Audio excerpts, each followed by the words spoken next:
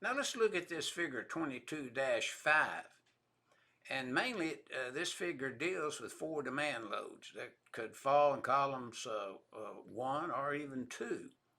And notice you have table 220.42 pointing to the service conductors. That should be table 310.12. That is changed.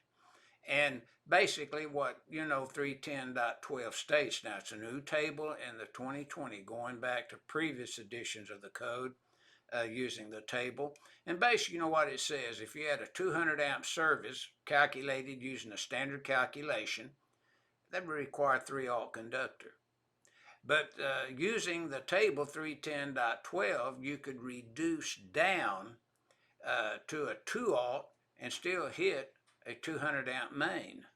Sometimes that confuses electricians. So kind of remember that. Table 310.12 will allow you to reduce down one size conductor basically. And that's basically, the 83% rule that the utility uses. Now, let's just drop over now to the general lighting and small appliance load. That load, demand load, falls in column 1, and we just list it as 1. It includes the 3 VA per square foot. If you had a 3,000 square foot dwelling, that'd be 3 VA times 3,000, that'd be 9,000. And all your lighting loads, all your receptacle loads, except what? Those loads that fall under the small appliance circuits. You couldn't use those circuits in your 3 VA. And that's in 220.14J that gives you these instructions. But you use 1,500 VA for each small appliance circuit in accordance with 220.52A and B, and you're going to need 3 of them. 2 small appliance circuits for the kitchen, pantry, dining room, and breakfast room, and then 1 for the laundry circuit. See?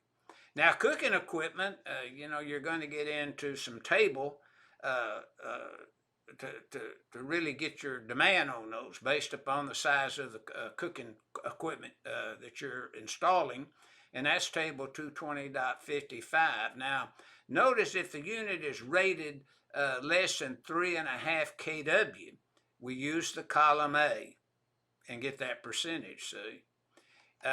If the units are rated 3.5 to 8.75 kW, we would use the column B to get our demand. Now notice if you had units 9 through 12, then you could also use the column B for that, and or C, and you would come up with about, if you had say a 12 kW, it would be 8 kW. In other words, you could put a demand on it, see. And then that's using your column C to table 220.55. And then units with greater ratings than 12, then you got to use a note 1, 2, 3, or 4. Now we'll get into calculating these. We're just wanting you to know now that you have these 4 demands and how would you apply them. That's what we're trying to do. Now the dryer equipment, you have to have more than 4, or table 220.54 says they have to be taken at 100%. But you can always put a demand, of 5,000 kW on a dryer.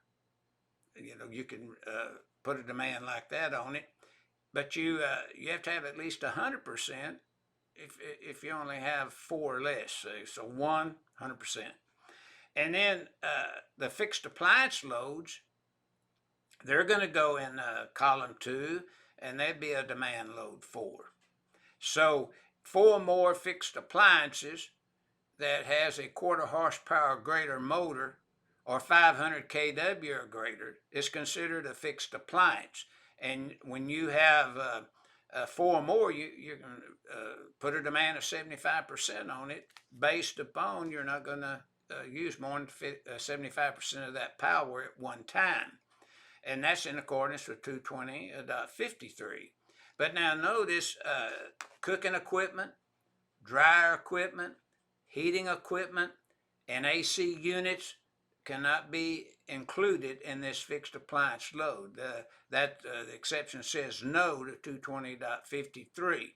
Now, that's what this illustration 22-5 is illustrating, the 4 demand loads and which columns you'd put them in if you go by the column concept, which you don't have to do. You know, you can line it out any way you want, but this is the procedure, no matter which method you use.